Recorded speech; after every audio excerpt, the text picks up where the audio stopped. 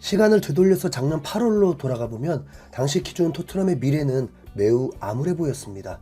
그 전 시즌에 콘테 감독은 막말을 하고 팀을 떠났고 이후에 스텔레니 수도 코치가 감독 대행을 하다가 막판에는 라이언 코치가 감독 대행에 대응을 하는 마치 코미디 같은 상황이 벌어지기도 했고, 구단 역대 최고 득점자이자 프랜차이즈 스타 케인이 우승 트로피를 들고 싶다는 마음이 너무 컸는지 친정팀을 떠나서 독일 뮌헨으로 떠났으니까요.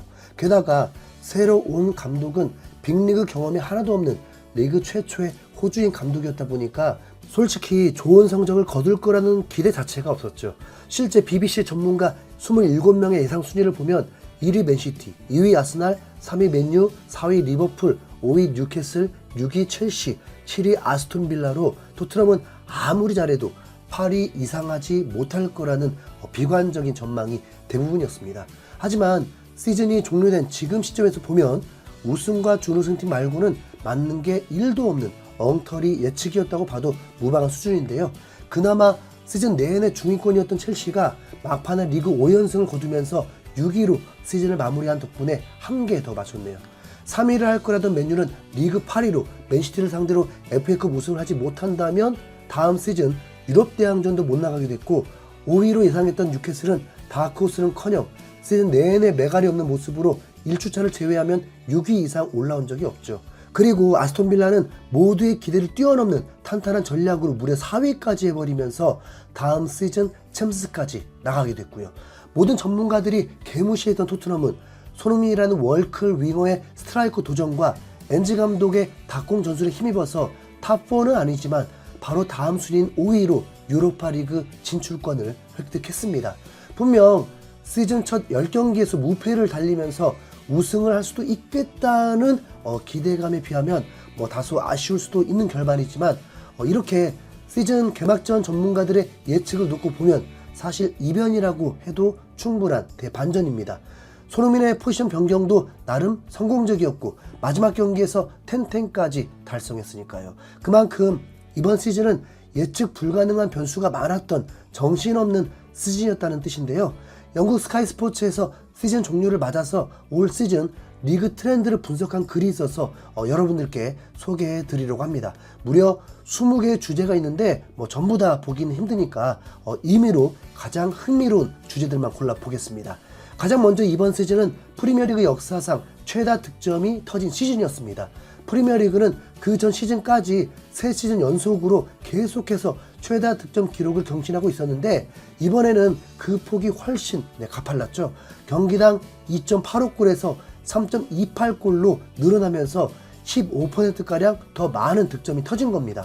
프리미어리그 20개 팀이 380경기를 치르는데 경기당 3.28골이 터졌으니까 전체 득점은 무려 1246골이라는 어마어마한 숫자가 됩니다. 그리고 이렇게나 많은 골이 터진 덕분인지 역전승도 역대 최다를 찍었다고 하는데요. 이번 시즌에 나온 역전승은 총 63번으로 프리미어리그 역사상 최다 역전승이었다고 합니다. 그 중에 가장 많은 역전승을 거둔 팀은 3팀인데 맨시티, 리버풀, 그리고 토트넘이 각각 7번이었죠.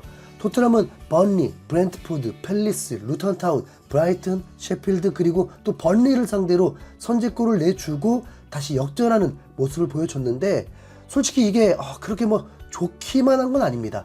뭔가 강팀을 상대로 불리한데 이겼다는 느낌보다는 상대가 그렇게 강팀이 아닌데도 먼저 실점한 뒤에 뒤늦게 정신을 차린 느낌이 강하거든요.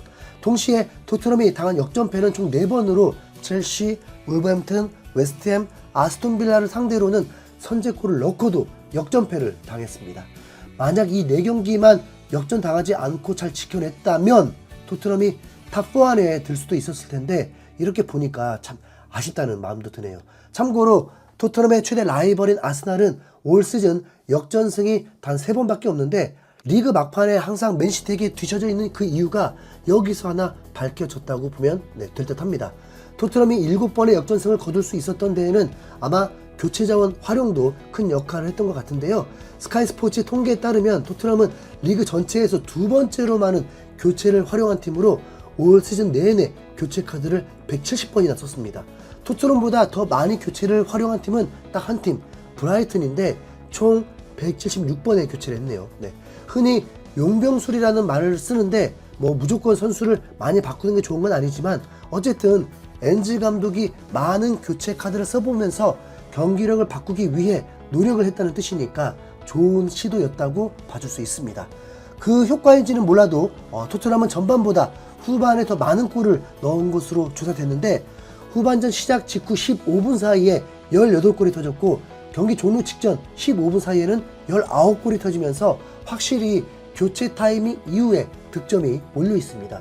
특히 후반전 시작 이후 15분 동안에는 토트넘이 가장 많은 골을 넣은 팀으로 기록됐는데 라커룸에서 엔즈 감독과 캡틴 손흥민이 선수들을 잘 이끌었다는 증거라고도 볼 수 있죠.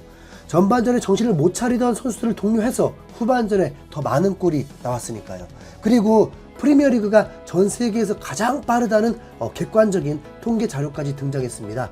올해 4월에 국제 스포츠 연구센터에서 전 세계 리그의 스프린트, 스피드 등을 조사했는데 프리미어리그가 모든 부문에서 100점을 받으면서 스프린트 횟수, 스피드, 가속도 면에서 모두 1위로 가장 빠른 리그라는 평가를 받은 겁니다. 이번 시즌 프리미어리그의 데이터를 봐도 경기당 스프린트 횟수가 평균 140회로 선수들이 정말 미친듯이 뛰어다녔다는 걸 알 수 있죠.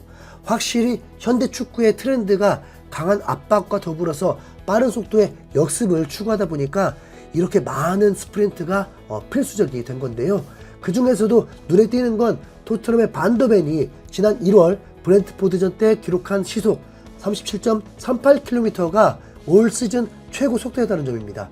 손흥민은 그보다 살짝 느린 시속 36.08km였지만 여전히 리그 상위권인 건 말할 필요도 없고 무엇보다 올 시즌 스프린트 횟수가 859번으로 리그 전체에서 최다를 기록했습니다.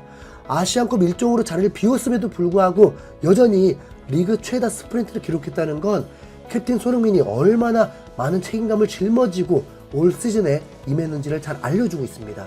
토트넘 내에서 손흥민 다음 순위는 클루셉스키인데 스프린트 682회로 손흥민보다 177회나 적죠. 손흥민과 클루셉스키의 출전 시간은 181분 차이인데 스프린트 횟수가 너무 차이 나는 거 아닌가요? 그나마 열심히는 뛴다는 게 유일한 장점이었는데 이렇게 보니까 손흥민에 비하면 진짜 열심도 아니었네요. 갈수록 더욱 밉상이 되어가고 있습니다. 토트넘 스프린트 순위 5위까지만 말씀드리자면 3위는 602회의 우도기, 4위는 553회의 포로, 그리고 5위가 408회의 브레넌 존슨이었습니다. 한편 손흥민의 리더십을 보여주는 통계가 또 하나 나왔는데 바로 올 시즌 리그 평균 연령이 대폭 낮아졌다는 부분이었습니다.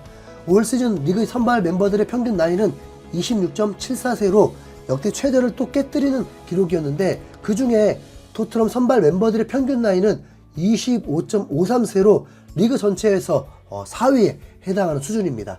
감독이 바뀌고 케인도 떠나면서 어수선한 분위기에 선수들의 나이까지 어리면 더 혼란할 수밖에 없는데 캡틴 손흥민의 리더십이 있었기에 그나마 5위로 유로파 리그라도 나간 게 된 거란 뜻이죠.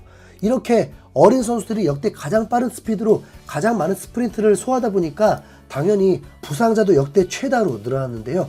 특히 토트넘은 총 22명의 선수가 부상을 겪으면서 리그에서 가장 많은 부상자를 낳은 팀이었습니다. 통계들을 보면 볼수록 토트넘이 5위를 한 게 상상 이상으로 대이변이었다는 느낌인데 리그 최고의 윙어 중 한 명이자 팀 내 최고참인 캡틴 손흥민의 솔선수범이 토트넘의 어린 선수들에게 큰 영향을 줬다는 게 드러나고 있습니다. 선발 멤버 중에 최고령이자 최고의 스타인 손흥민이 최다 득점, 최다 도움, 최다 스프린트를 할 정도니까 그 헌신이 어느 정도인지는 다 느껴지시죠? 다음 시즌에는 부디 다른 선수들이 손흥민만큼 헌신적인 모습으로 시즌에 임해주기를 바랍니다. 이상 흰수염고래였습니다. 감사합니다.